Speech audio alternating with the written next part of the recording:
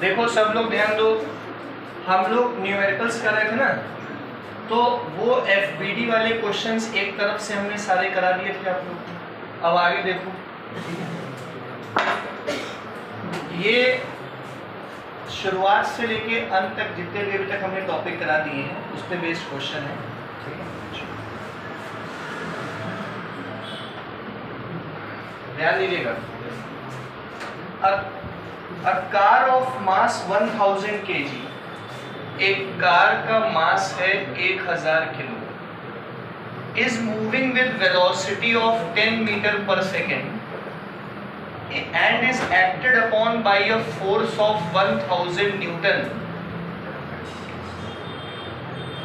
and is acted upon by a forward force of 1000 Newton due to engine and a retarding force of 500 Newton due to friction। ये forward force है जिसकी वजह से वो आगे जा रहा है, और एक फ्रिक्शनल फोर्स भी लग रहा है इस पे 500 न्यूटन का, जिसकी वजह से वो रिटार्ड कर रहा है, ठीक है। What will be the velocity after 10 seconds? तो बताइए 10 सेकेंड के बाद वेलोसिटी कितनी होगी इस कार की। बहुत सिंपल क्वेश्चन है। एक कार का मास कितना दिया हुआ है 1000 किलो, इस कार की वेलोसिटी पहले कितनी थी 10 मीटर पर सेकेंड। कार पे इंजन कितना फोर्स लगा रहा है 1000 मीटर, मतलब आगे जा रही है 1000 मीटर की वजह से, और फ्रिक्शन कितना लग रहा है 500। तो इसका मतलब नेट फोर्स कितना लग रहा होगा 1000 आगे ले जा रहा है, 500 पीछे ले जा रहा है, मतलब टोटल कितना लग रहा है 500 न्यूटन का फोर्स लग रहा है जो इसको आगे की तरफ लेके जा रहा है, ठीक है। अब लगा दो F equals to mass into acceleration. Force की जगह क्या लिखा 500, मास की जगह 1000 इनटू एक्सेलरेशन, यहाँ से आ जाएगा 1/2। ये एक्सेलरेशन आ गया 1/2 मीटर पर सेकेंड स्क्वायर। अब हमें निकालना है 10 सेकंड बाद वेलोसिटी क्या होगी। तो वेलोसिटी आफ्टर 10 सेकंड निकालने के लिए क्या फॉर्मूला लगाओगे v equals to u plus at। v की जगह v, u कितना दिया था 10, एक्सेलरेशन 1/2 और t की जगह क्या लिख दिया 10। तो 10 प्लस 5 दैट इज 15 मीटर पर सेकंड की वेलोसिटी हो गई कार की 10 सेकंड के बाद। कोई समस्या? कोई समस्या नहीं। आगे बढ़े, देखो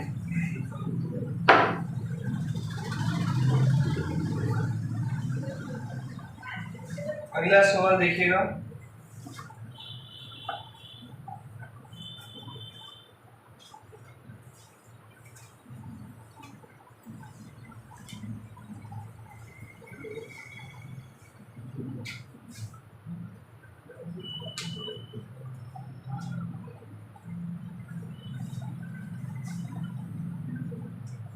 ये सब आसान क्वेश्चंस हैं फिलहाल के लिए, ये सारे क्या हैं इजी सवाल।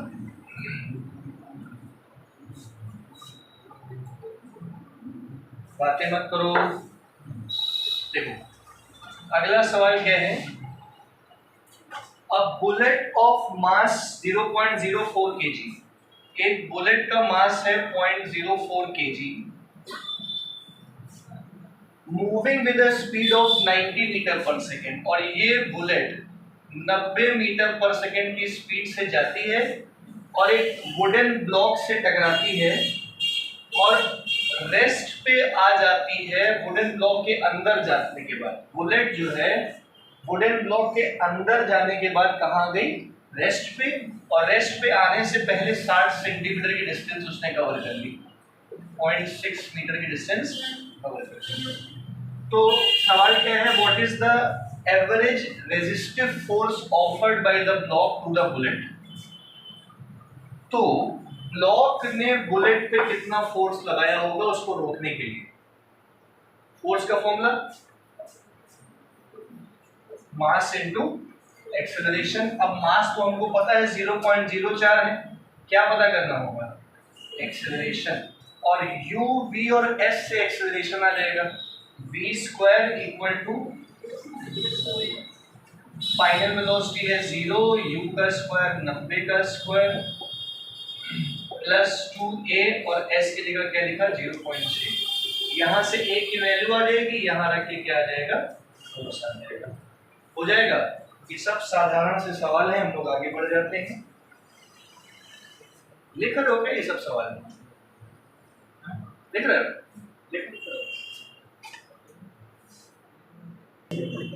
चलो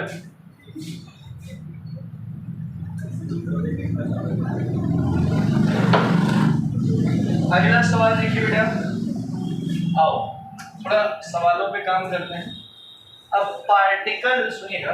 अ particle moves in the xy plane under the action of force. एक पार्टिकल जो है xy प्लेन पे मूव कर रहा है under the action of a force F, एक फोर्स की वजह से F, ठीक है, such that the components of its linear momentum are, linear momentum के कंपोनेंट्स दिए हैं px और py दिया हुआ है 2 cos t और py दिया है 2 sin t। Find the angle between force and momentum at the time t। हमें निकालना है theta between force and momentum, ठीक है। सभी लोग देखिएगा, एक पार्टिकल जो है वो xy प्लेन पे आगे की तरफ जा रहा है, और जब वो xy प्लेन में आगे की तरफ जा रहा है तो एक फोर्स की वजह से आगे जा रहा है। समझे मेरी बात? किसी भी समय में जो पार्टिकल का मोमेंटम है, किसी भी टाइम पे पार्टिकल का जो मोमेंटम है वो px है 2 cos t, py क्या है 2 sin t। बात समझ आ रही है? तो हमें बताना है कि फोर्स और मोमेंटम के बीच का क्या निकालना है, एंगल। अब आप ये बताइए, क्या ये और ये दोनों वेक्टर क्वांटिटी हैं? दो वेक्टर क्वांटिटीज के बीच का एंगल निकालने का फॉर्मूला होता था vector a dot vector b equals to a b cos theta. तो cos थीटा निकालने के a को b से डॉट करके उनके मैग्नीट्यूड से क्या कर देंगे, डिवाइड कर देंगे। नहीं समझ पाए? तो हमें a और b कौन पता है, फोर्स और मोमेंटम। देखो भैया फिर सोचो समझो। आइए सबसे पहले तो px दिया है py दिया है, तो ये जो p होगा वो कितना होगा, p will be equal to pxi plus py j। जो टोटल मोमेंटम होगा वो x और y में होगा ना, i और j में होगा। तो total momentum will be 2 cos t i और 2 sin t j। ये मोमेंटम आ गया। अब मोमेंटम आ गया, फोर्स चाहिए, तभी उनके बीच में क्या आएगा, एंगल। फोर्स का फॉर्मूला क्या होता है, मोमेंटम के टर्म्स में फोर्स का क्या फॉर्मूला होता है, rate of change of momentum is directly proportional to the force applied. तो dp अपॉन dt या delta p by delta t at any instant, dp by dt। तो force will be equal to differentiation of p, p की जगह लिख दो 2 cos t i 2 sin t j। Differentiate करें भैया, 2 cos t में 2 constant है, cos t का differentiation with respect to t minus sin t i plus 2 constant है, sin t का differentiation with respect to t cos t j। तो force आ गया 2 minus 2 sin t i plus 2 cos t j। सबको समझ में आया? अब हमें फोर्स पता है, हमें मोमेंटम पता है, इन दोनों के बीच का क्या निकालना है, एंगल। और एंगल निकालने का formula cos theta is equal to f dot p upon magnitude of f magnitude of, यही तो फॉर्मूला है।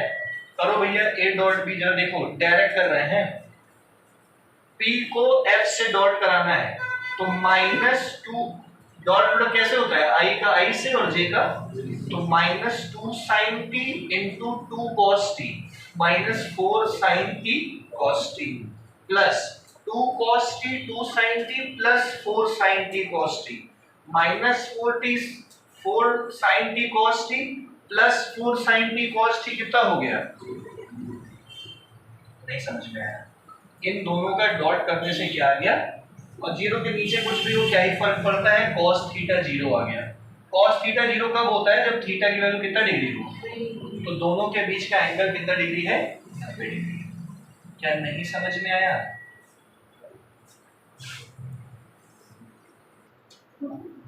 चलो, ये कोई स्टेप जो ना समझ में आया हो आप लोग को, सब आ गया?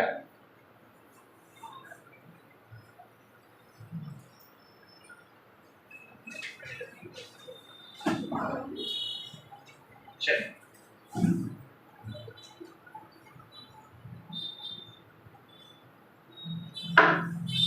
अगला सवाल देखिएगा।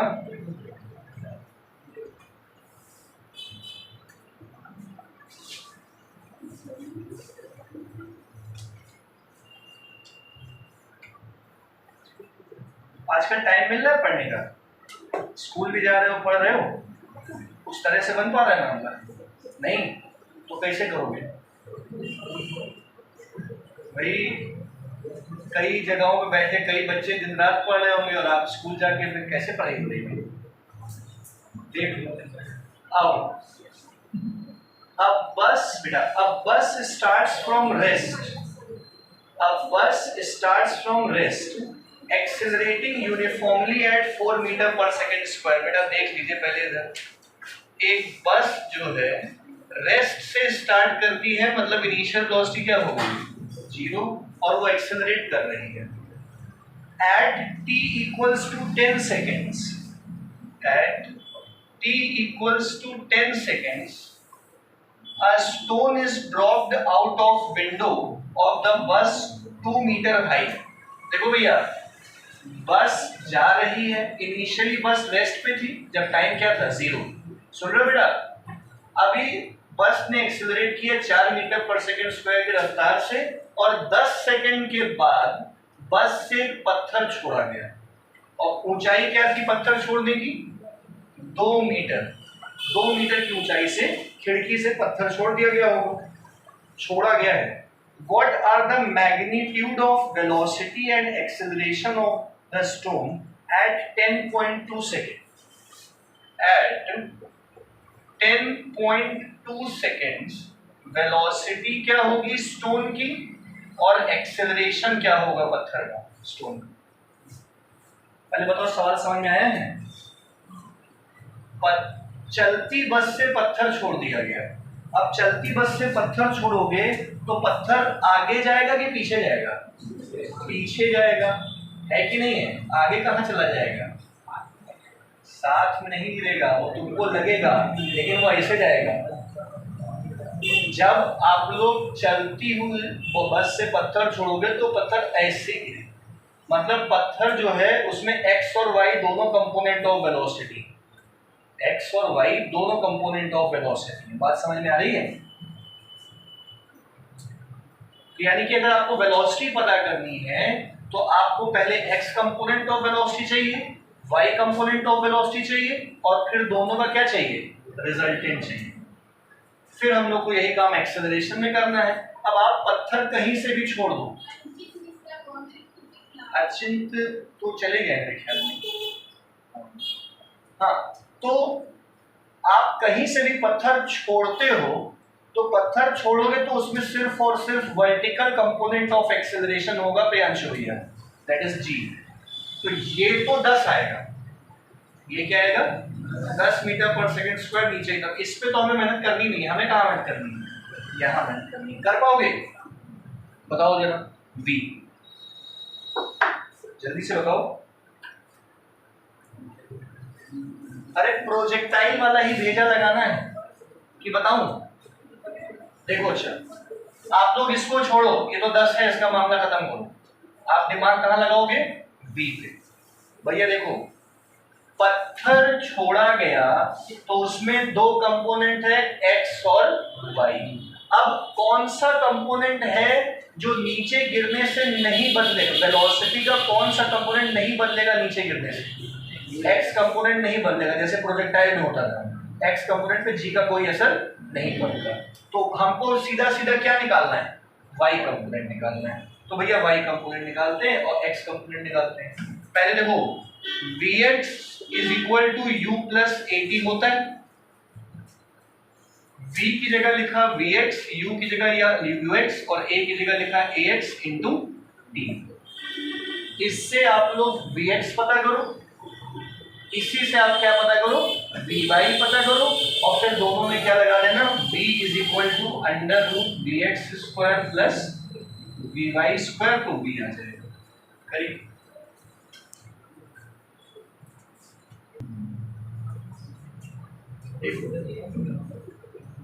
बेटा, पहले क्या पता करना है vx। चलो इधर देखो बेटा, vx component will be, ux क्या होगा 0, ax क्या होगा टाइम 10। अब ये 10 क्या है, 10 क्यों लिया, हमें तो 10.2 पे पता करना है। आप जब ऐसा सोचो, इमेजिन करो आप लोग बस पे बैठे हो, हर्ष भैया कहाँ बैठे हो, बस पे बैठे हो। तो बस पे जब बैठे हो तो बस जा रही है x डायरेक्शन में ऐसे, सही है, और 10वें सेकंड में क्या किया गया, एक बॉल को क्या कर दिया गया, छोड़ दिया गया, एक पत्थर को छोड़ दिया गया, सही है। तो 10वें सेकंड में ही तो उसका x कंपोनेंट ऑफ वेलोसिटी होगा। जब छोड़ा गया होगा 10.2, जब नीचे आ रहा होगा उस टाइम तो हमें कौन सा कंपोनेंट निकालना होगा, y कंपोनेंट ऑफ वेलोसिटी निकालना होगा। तो vx कितना आ जाएगा 40 मीटर पर सेकेंड। अब जब उसको छोड़ दिया गया तो vy कंपोनेंट ऑफ वेलोसिटी निकालने के लिए uy प्लस ayt लगाओगे, सही है। तो vy निकालने के लिए uy फिर से क्या हो जाएगा, ay की जगह क्या लिखोगे 10, ay क्या लगेगा 10 और t 0.2, लो क्या ले लो 0.2 ले लो। क्यों 0.2 लोगे,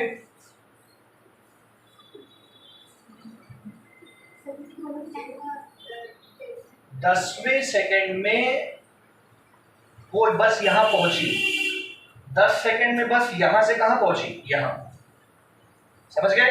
अब छोड़ा गया पत्थर, क्या छोड़ा गया, तो 10.2 सेकंड का मतलब है 10 से 10.2 मतलब 0.2 सेकंड के लिए तो y कंपोनेंट हुआ। नहीं आया समझ में, ये जो 10.2 सेकंड है ये इनिशियल से 10.2 सेकंड है, पत्थर छोड़ने के बाद का 10.2 नहीं है, ये इनिशियल से 10.2 है। तो टेक्निकली जब पत्थर छोड़ा गया होगा तो 0.2 सेकंड लगा होगा नीचे जाने में, इसलिए यहाँ 0.2 ले लिया। तो vy इज इक्वल कितना आ गया 2 मीटर पर सेकंड। अब हम लोग रिजल्टेंट निकालेंगे तो अंडर रूट 40 का स्क्वायर प्लस 2 का स्क्वायर से सॉल्व कर लेना आ जाएगा। इसको नहीं पढ़ने पड़ा, आगे समझ में, मतलब हम ये वाला, अनुज सोचो, अनुज भैया ऐसे हैं, अनुज बॉल बॉल तो खेलती है बचपन में क्रिकेट, तो अनुज जो है क्रिकेट की बॉल लिए ऐसे ऐसे दौड़ रहे हैं और छोड़ दिए, दौड़ते दौड़ते छोड़ दिए। तो अनुज ये बताओ, दौड़ते दौड़ते तब तुम छोड़ दोगे तो ऐसे गिरेगी ना बॉल जाके, तो इस वेलोसिटी में अनुज बाबा एक x कंपोनेंट होगा, एक y कंपोनेंट होगा, समझे। तो x कंपोनेंट की वेलोसिटी पहले निकाल ली और y कंपोनेंट की वेलोसिटी फिर से निकाल लिया, नहीं समझे दीदी। इस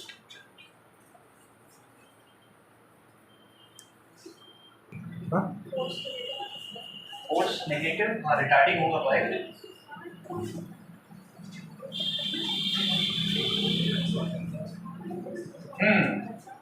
अगला सवाल देखो भैया, देखिए बेसिक क्वेश्चन है ये सर। आई अगला सवाल है, forces of 5√2 and 6√2 newton are acting on a body of mass 1000 kilo. 5√2 newton और 6√2 न्यूटन की फोर्सेस 1000 किलो की बॉडी पे लगती हैं 60 डिग्री का एंगल बनाते हुए। एक दूसरे के साथ कितना एंगल बना रही है दोनों फोर्सेस, मतलब ये ऐसे लग रही होंगी, इनके बीच का एंगल 60 डिग्री है। Find the acceleration distance and the velocity of mass after 10 second. 10 second के बाद इसका एक्सेलरेशन कितना होगा, इसने कितनी डिस्टेंस कवर की होगी और उसकी वेलोसिटी क्या होगी। 10 सेकंड के बाद सब कुछ पता करना है। सवाल समझ गए हो? एक ही मास पे दो फोर्सेस लग रही हैं, इसका मतलब उन दोनों फोर्सेस का रिजल्टेंट उस पे लगेगा। दो अलग अलग फोर्स अगर लग रही हैं तो उसका रिजल्टेंट ही तो उस पे लगेगा। तो पहले क्या पता करना पड़ेगा, इन दोनों का रिजल्टेंट पता कर लेते हैं। F इक्वल्स टू ma से क्या आ जाएगा, a आ जाएगा। सुन रहे हो? F इक्वल टू ma से क्या आएगा, और फिर S equal to ut plus half at square से क्या आ जाएगा, s, और v equal to u plus at से क्या आ जाएगा, v। तो मेन चीज क्या पता करनी है, रिजल्टेंट ऑफ। रिजल्टेंट का formula under root f1 square plus f2 square f1 f2 cos theta. तो f will be equal to under root 5 root 2 का स्क्वायर 50, 6 रूट 2 का स्क्वायर 72, 2 इंटू 5 6 30, 32 60 cos 60। तो f आ गया under root 50 72 1/2 is 60, 110 182 under root 181 कितना होता है, जितना भी होता हो अंडर रूट 181 होता है 13.5 न्यूटन। ठीक है। अच्छा F, अच्छा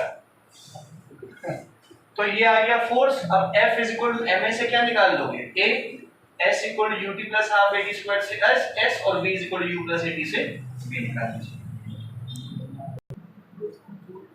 हो गया।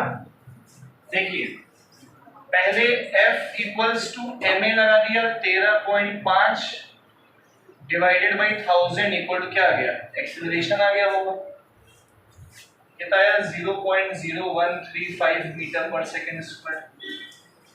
S equal to ut plus half at square से क्या आ गया, S आ जाएगा, और v equals to u plus at लगा दोगे तो क्या आ जाएगा, कर लेना। ठीक है। इनिशियल वेलोसिटी को 0 रख देना। आगे बढ़ते हैं।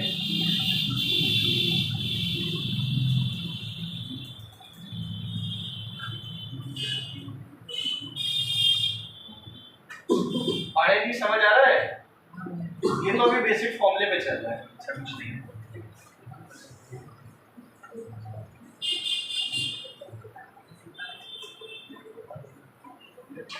चलिए अगले सवाल की तरफ आइए बेटा।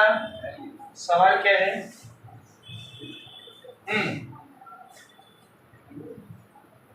अब हाँ बेटा Paras, a body of mass m moves along x-axis such that its position with respect to time is given by x equal to 80 की power 4 minus bt cube plus ct। ठीक है। एक पार्टिकल है, उस पार्टिकल का किसी भी समय पे position with respect to time दिया हुआ है। ठीक है। तो बताना है कि उस पार्टिकल पे जिसका मास है 2 kilo, t equal to 2 second पे फोर्स कितना लग रहा होगा। एक पार्टिकल जिसका पोजीशन वेक्टर आपको दिया हुआ है, 2 किलो का है, 2 सेकेंड के बाद उस पर फोर्स कितना लग रहा होगा। भैया फोर्स का क्या फॉर्मूला होता है, मास इनटू एक्सेलरेशन। मास हमें पता है, क्या पता करना है, एक्सेलरेशन। चलिए बताइए कौन बताएगा, चड्डा। एक्सेलरेशन कैसे पता करोगे चड्डा?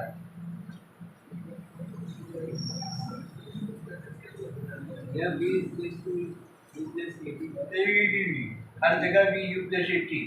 हाँ कौन बोलेगा, अपूर्व, अक्षता।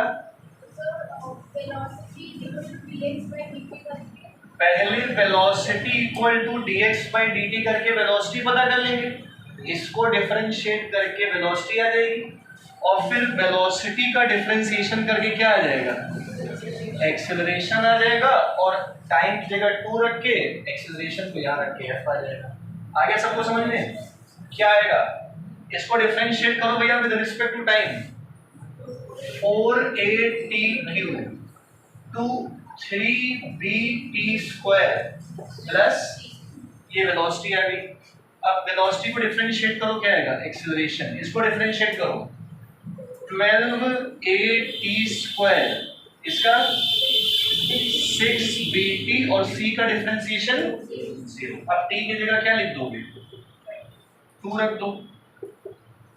4 6b2 कितना आ जाएगा? ये 48a minus 12b, 48a minus 12b, ये आ गया फोर्स। आ ही क्या होगा समझ में? सारा सवाल था एकदम। आगे बढ़ते हैं, चलो भैया धड़ाधड़ क्वेश्चन करने हैं, ठीक है? फिर तकनीक आएगा आज। चलो बढ़े।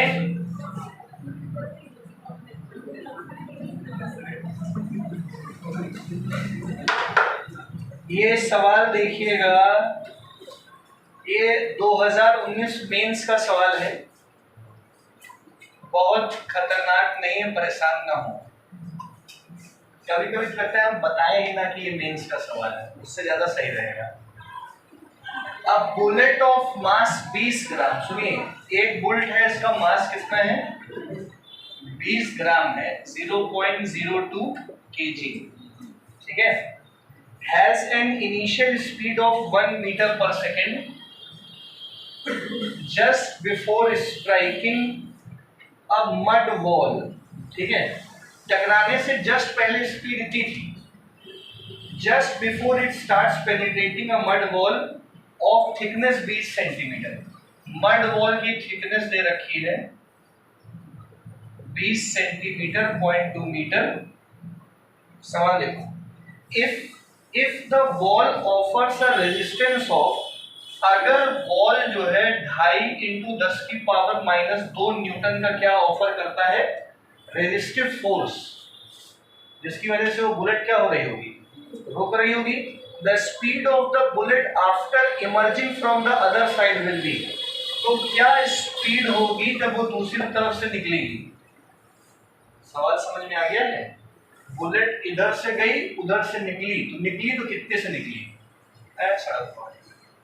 कर दोगे? जल्दी से आंसर बताओ हमको एकदम 1 मिनट में। देखो पहले तो आप लोगों ने इस फोर्स और इस मास से क्या निकाला? F = ma लगा के 2.5 × 10⁻², मास की जगह 0.02, एक्सेलरेशन की जगह a, तो ये आ गया 2.5 × 10⁻², ये भी तो 2 × 10⁻², ये आ गया 1.25 मीटर पर सेकेंड स्क्वायर का रिटार्डेशन, रिटार्डिंग फोर्स लग रहा होगा ना? आ गया समझ में? अब हमें क्या निकालना है? निकलने से पहले वेलोसिटी, तो क्या फॉर्मूला लगाओगे? v² = u² + 2as। Plus 2as लगाएं कि माइनस लगाएं? माइनस लगाओ, क्योंकि रिटार्डेशन हो रहा होगा, धीमे धीमे वो रुक रही होगी, रेजिस्टिव फोर्स है। तो v² = u1 का स्क्वायर - 2 × 1.25 × 0.2 s थिकनेस, 1 माइनस ये 2.5 × 0.2 0.5, तो ये 0.5 आ गया v², तो v कितना आएगा? √0.5 कर लेना। कर लोगे कि बता दें? 0.5 का रूट निकाल लोगे? इसको 1/2 करके निकालना, 1/√2। 1/√2 का मतलब 1 × √2 डिवाइडेड बाई 0.5 × √2, 0.5 × 1.414, 0.707, अरे 0.7 मीटर पर सेकेंड आ गया। अब √2 0.5 निकालने बैठो तो फिर परेशान हो जाओगे। सबको आ गया समझ में? आगे की तरफ बढ़ते हैं। इससे वाहियात सवाल मेंस में आया नहीं होगा आज तक, है ना? सुशांत भैया समझ आ रहा है?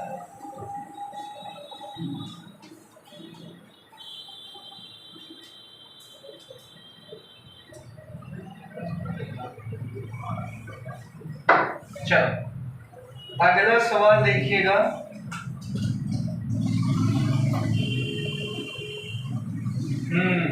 ये है मस्त एकदम मजेदार। ये डाउन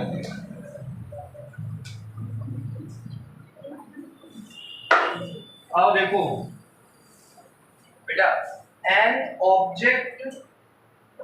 ऑब्जेक्ट ऑफ मास, वैसे बकवास है, an object of mass 5 kilo is thrown vertically upward from the ground. The air resistance produces a constant retarding force of 10 Newton throughout the motion. एक ऑब्जेक्ट को जिसका मास कितना है 5 किलो, इसको ऊपर की तरफ फेंका गया और हवा की वजह से हर समय 10 न्यूटन का रेजिस्टेंस मिलता है। मतलब हवा 10 न्यूटन के फोर्स से इसको क्या करती है, रोकती है। Find the ratio of time of ascent to the time of descent. कितना होगा? ऊपर जाने और नीचे आने में टाइम जो लगा उसका क्या पता करना है, रेशियो। 1:1, √2/√3, √3/√2, 2/3 करो।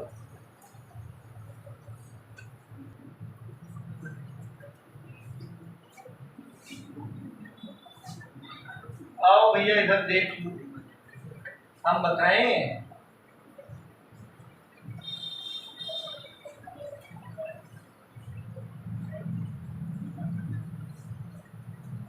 देखो एक बात क्लियरली समझो पहले आप लोग कि पहले जी सुनिएगा, जब ऊपर की तरफ फेंका गया होगा उसको, ठीक है, तो ऊपर की तरफ फेंकने के लिए फोर्स लगाया गया होगा। सुनिए बेटा विदुषी, ऊपर की तरफ फेंकने के लिए उस पर क्या लगाया गया होगा, फोर्स लगाया गया होगा, और ये फोर्स अगेंस्ट द ग्रेविटी लग रहा होगा mg। फिर भी ये मास इनटू एक्सेलरेशन से कहां जा रहा होगा, ऊपर जा रहा होगा। बात समझ में आ रही है कि नहीं आ रही है? तो F, अरे चालू नहीं चालू, F माइनस mg किसके बराबर होगा, ma। तो यहां से जो ये F आएगा ये क्या mg प्लस ma आएगा, mg प्लस क्या आएगा, और ये जो फोर्स है ये वही नेट फोर्स है जिससे ऊपर फेंका गया था, ये वही तो फोर्स है F फोर्स। और ये इस फोर्स का formula mass into net acceleration equal to mg plus ma। m common लेके काट दोगे तो a नेट कितना आएगा ऊपर जाने का, g प्लस a। बोलो बात समझ आई कि नहीं आई? फिर से बोलूं, बहुत सिंपल सा है, बीडी पे काम कर रहे हैं। हमने इसको कहां फेंका, ऊपर, तो F फोर्स से ऊपर फेंका, F फोर्स से इसको ऊपर फेंका है, mg नीचे लग रहा है, लेकिन ये फिर भी कहां जा रहा है, इसका मतलब F माइनस mg ma के बराबर है, F equal to mg plus ma है। F मतलब mass into net A, m कट गया तो A नेट कितना आ गया, g प्लस A। ऊपर जाने के लिए नेट एक्सेलरेशन होता है g प्लस A। सही है? यही चीज अगर नीचे जा रही होती, सुन लो भैया, यही चीज ऊपर फेंकने के बाद कहां आ रही होती, नीचे आ रही होती, तो ये g माइनस ए हो जाता। नीचे आने के समय यही चीज क्या हो जाती है, ए नेट के लिए क्या हो जाता, g माइनस ए। इस बात को हमेशा ध्यान रखना, ठीक है? अब इस क्वेश्चन में अप्लाई कैसे करेंगे इसको, आप लोग ये सोचिए कि जब इसको ऊपर फेंका गया था और नीचे आया, तो क्या दोनों ही केसेस में उतनी ही डिस्टेंस कवर की उसने? अरे height s equal to u t plus half a t square अगर लाओगे तो s तो सेम ही रहेगा। तो पहले हम क्या करते हैं, नीचे से ऊपर जाते हैं, नीचे से ऊपर जाते हैं। जब नीचे से ऊपर जाओगे लगाओगे s equal to u t plus half a t square, s की जगह लिखोगे एच, यू होगा 0 plus half AT square, h equal to half AT square, h equal to half AT square पे हमें काम करना है। अब पहले हमें क्या चाहिए, a चाहिए, ये a चाहिए जिसकी वजह से वो ऊपर जा रहा है। ध्यान देना, ये जो a होगा ये a नेट होगा, ऊपर जब जा रहे होगे तो ये जो a होगा ये लगेगा a plus g, g plus, आया समझ में? ऊपर गए तो ये क्या लगेगा, G प्लस ए। ये G प्लस ए को फील कर पा रहे हो? क्या फील कर पा रहे हो कि भैया एक तो हमें इतने फोर्स से, सुनिए बेटा ना, इतने फोर्स से उसको ऊपर की तरफ फेंकना है कि पहले तो वो G कम करे, G कवर करे या G ओवरकम करे और एयर रेजिस्टेंस ओवरकम करे। फिर से बोल रहा हूं, हमने इतने फोर्सेस को ऊपर फेंका कि पहले तो वो G के अगेंस्ट ले जाए, G ओवरकम करे और क्या ओवरकम करे, एयर रेजिस्टेंस A। तो ये एयर रेजिस्टेंस A निकालने के लिए आप यहां से F इज इक्वल टू क्या लगा दोगे, F की जगह लिखो 10, 5, तो एयर रेजिस्टेंस कितना है, एयर 2 मीटर पर सेकेंड स्क्वायर से रेजिस्ट कर रही है उसको, तो H equal to half AT square लगाया, A की जगह लिखा G प्लस AT स्क्वायर। ये काहे का टाइम है, ऊपर जाने का। अब हम कहा जाते हैं, ऊपर से नीचे आ जाओ। जब ऊपर से नीचे आ जाओगे तो इसी फॉर्मूले में H equal to half AT square में अब की बार A की जगह क्या लिखोगे, A नेट की जगह G minus A into T2 square हो जाएगा। T1 टाइम में ऊपर गए, T2 टाइम में कहाँ है, अच्छा दोनों ही केसेस में क्या सेम रहेगा, H, तो दोनों इक्वेशन को इक्वेट कर दो, half G plus A T1 square equal to half G minus A T2 square, ये कट गया, G plus A T1 square equal to G minus A T2 square. अब G कितना है अपने पास, 10, 10 plus 2 T1 square, 10 minus 2 T2 square, 12 T1 square equal to 8 T2 square, T1 square by T2 square equal to 2/3। अब तो समझ गया ना, T1 by T2 equal to √2 upon, किसको किसको नहीं समझ में आया? अगर यहां क्वेश्चन में एयर रेजिस्टेंस ना होता, मतलब ये सिर्फ और सिर्फ किसका क्वेश्चन होता, मोशन इन वन डायमेंशन वाला क्वेश्चन होता, तो यहाँ पे जो हमने A लिया है ये 0 होता, एयर रेजिस्टेंस नहीं है मतलब वो कोई रुकावट नहीं करेगा, तो A 0 कर देते हैं हम लोग। तो हाफ GT1 स्क्वायर से ऊपर गया, हाफ GT2 स्क्वायर से नीचे आया, दोनों H को इक्वेट करके T1 बाई T2 आ जाएगा, लेकिन यहाँ एयर रेजिस्टेंस 1D वाले जितने भी क्वेश्चन थे उसमें फोर्स की बात नहीं करेगा, इसलिए फेंकते समय इनिशियल वेलोसिटी यही वाली लेते हैं, बात समझ में आ रही है। लेकिन जब फोर्सेस की बात आ जाए, न्यूटन लॉ का क्वेश्चन, तब ध्यान देना कि भैया जब बॉल को ऊपर फेंका गया है तो ये मेरा हाथ ऊपर की तरफ जा रहा है, तो इतना डिस्टेंस तो मेरे हाथ ने ही कवर करा दी है ना। अब यहाँ जो वेलोसिटी होगी ऊपर, वो इनिशियल वेलोसिटी होगी, जहां थे वहां की इनिशियल वेलोसिटी क्या होगी, समझ गए? अब ऐसा ही एक क्वेश्चन आपको कराने जा रहे हैं, तो ये हम हटा दें।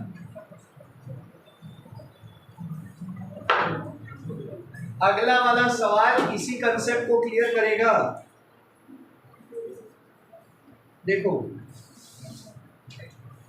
अब बॉल 0.2 kg की, सुनना, 1.2 kg की बॉल है, इस थ्रोन ऊपर by applying a force by हाथ, हाथों से फोर्स लगा के बॉल को कहां फेंका गया।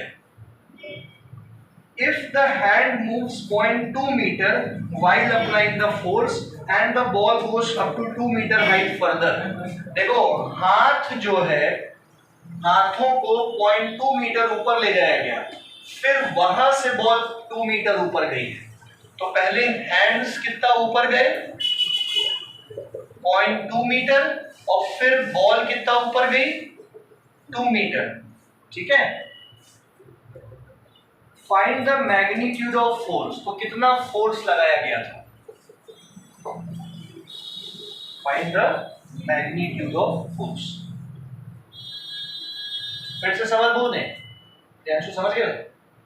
अब किसी को सवाल में दिक्कत है, 0.2 मीटर ऊपर गए, वहां से छोड़े 2 मीटर फिर गए वहां से।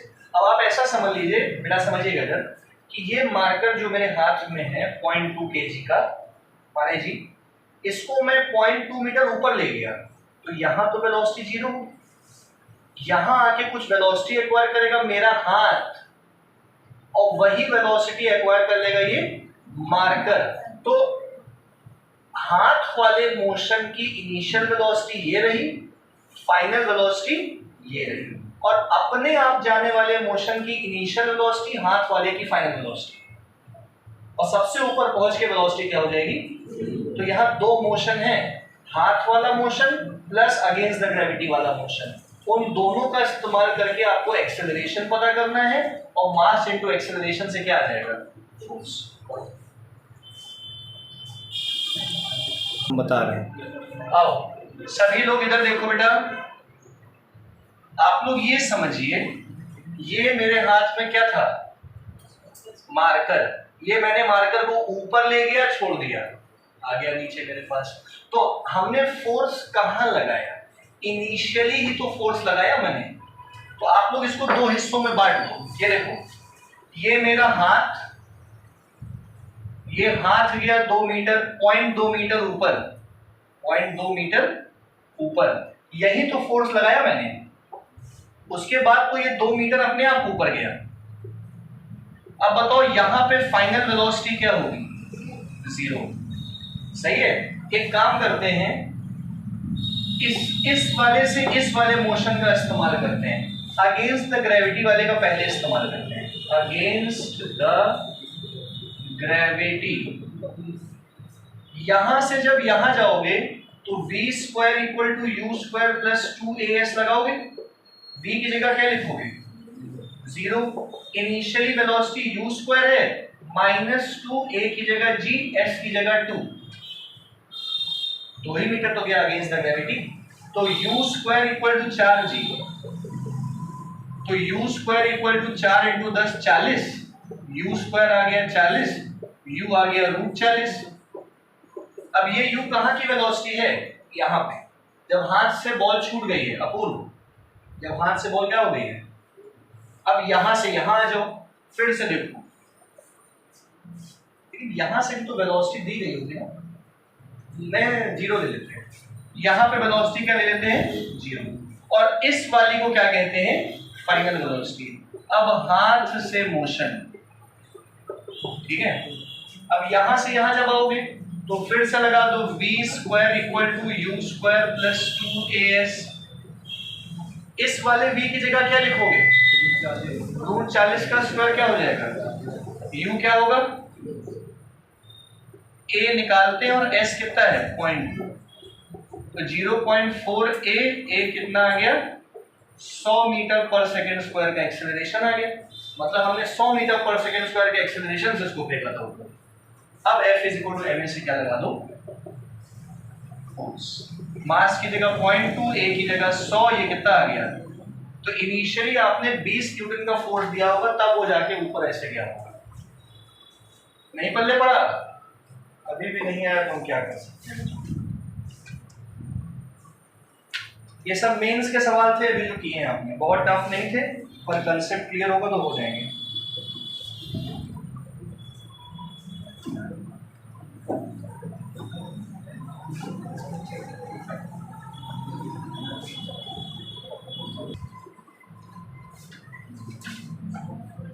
चलिए आइए,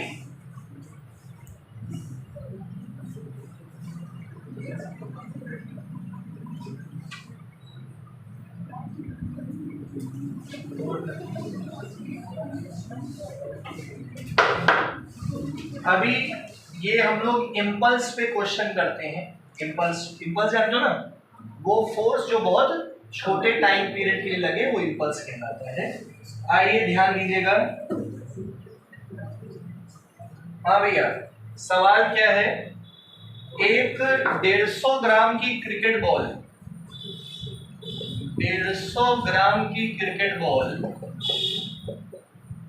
को शोएब अख्तर जानते हो? क्या?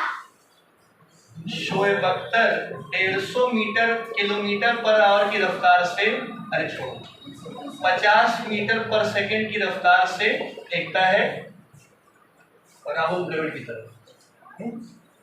राहुल द्रविड़ जो है उस बॉल को उतनी ही रफ्तार से सीधे मार देता है, सही है? तो फाइनल वेलोसिटी कितनी हो गई? -50 मीटर पर सेकंड। नहीं समझे मेरी बात?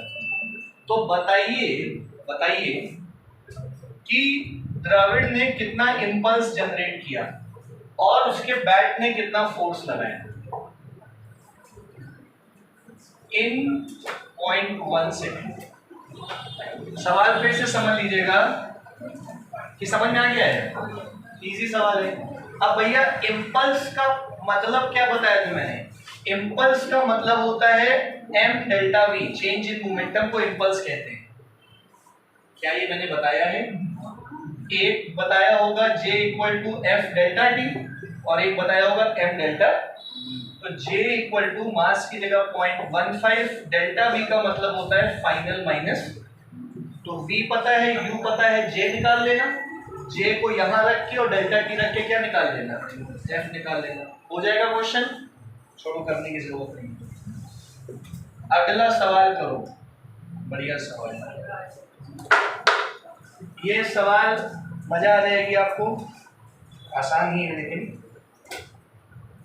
अ रबर बॉल, बेटा, अ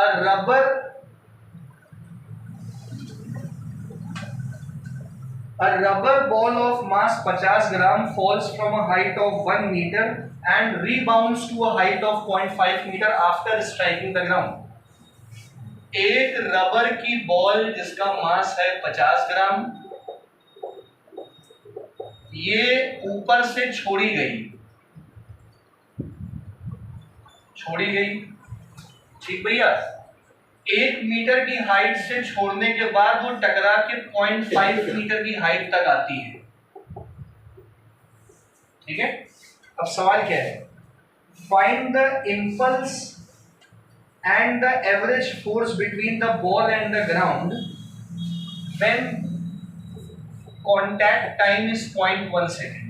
मतलब वो गेंद जो है ग्राउंड से केवल 0.1 सेकंड के लिए टकराई, तो बताओ कितना इम्पल्स जनरेट हुआ और कितना फोर्स लगा ग्राउंड और उसके बीच में, ठीक है?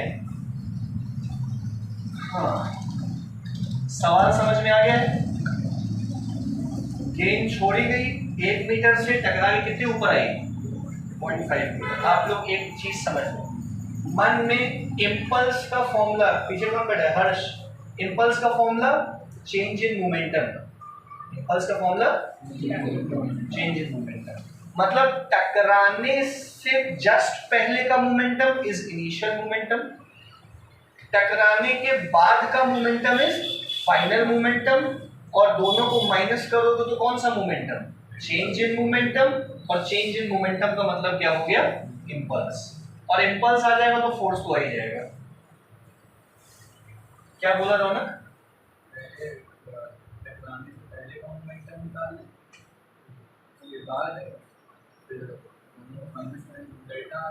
और फिर उससे इम्पल्स आ गया तो फोर्स आ जाएगा। तो टकराने से पहले का अगर विश्वास मोमेंटम निकालना है तो टकराने से पहले की वेलोसिटी निकालनी पड़ेगी, टकराने से जस्ट पहले की क्या निकालनी पड़ेगी? वेलोसिटी निकालनी पड़ेगी। निकालो, ऐसे छोड़ दोगे और छोड़ने के बाद टकराने से पहले की वेलोसिटी कौन सी वेलोसिटी होगी? अगर मैंने इस गेंद को छोड़ दिया, इधर देखो, तो ये हाथ मेरा ग्राउंड है, तो टकराने से जस्ट पहले की वेलोसिटी, ग्राउंड पे टकराने से पहले की वेलोसिटी तो ग्राउंड पे टकराने की वेलोसिटी हुई ना, तो कैसे निकालोगे? हाइट पता है, इनिशियल वेलोसिटी 0 है, v square equal to u square plus 2as लगा के क्या आ जाएगा? v आ जाएगा। इनिशियल वही वेलोसिटी आ गई, उससे मोमेंटम आ जाएगा। फिर टकराने के बाद क्या वेलोसिटी होगी ये पता करिए।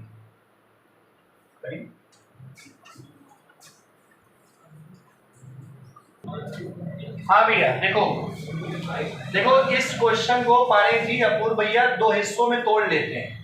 एक हिस्सा ऊपर से कहाँ आने का, तो पहले हम आते हैं ऊपर से नीचे, ठीक है। आज क्या रहेगा, v square equal to u square plus 2as लगाया, सबसे नीचे की वेलोसिटी u0 टू a की जगह क्या लिखोगे g, s की जगह क्या लिखोगे v square equal to 2gh, v equal to root 2gh। अब देखो एक बात बताएं, इतना नाटक लिखने की जरूरत ना किया करो, सीधा v equal to root 2gh याद कर लो कि ड्रॉप किया तो इतने से ही टकराएगा। तो रूट 2 इंटू जी 10 है, h कितना है 1, तो ये रूट 20, तो रूट 20 मीटर पर सेकेंड की वेलोसिटी से टकराया। बात समझ आई। अब टकराने के बाद कहाँ जाएगा, अब नीचे से ऊपर, नीचे से, तो भैया जब वो नीचे से ऊपर जाएगा तो सबसे ऊपर पहुंच के उसकी वेलोसिटी क्या होगी, फिर से लगा दो v square equal to u square plus 2as। अब की सब v0 u पता करो, a की जगह माइनस g, s की जगह h, तो अब की बार u square equal to 2gh, u equal to root 2gh हो जाएगा। तो रूट 2g की जगह क्या लिखा 10, अब की हाइट कितनी होगी 0.5, तो ये रूट 10 मीटर पर सेकेंड आ गई अब की बार। अब ये वेलोसिटी टकराने से पहले और ये वेलोसिटी टकराने के, अब दोनों का मोमेंटम निकालो कि डायरेक्ट इंपल्स निकालना है। इंपल्स का क्या फॉर्मूला बताया था, m delta v, change in momentum मतलब m इंटू डेल्टा v। तो j is equal to mass है 0.05 और डेल्टा v कैसे निकालोगे, रूट 10 माइनस रूट 20। अब इसको सॉल्व कर देना, इंपल्स आ जाएगा, इंपल्स को इंपल्स वाले फॉर्म में रख के फोर्स आ जाएगा। नहीं पल्ले पड़ा, आया बेटा समझ में, चलो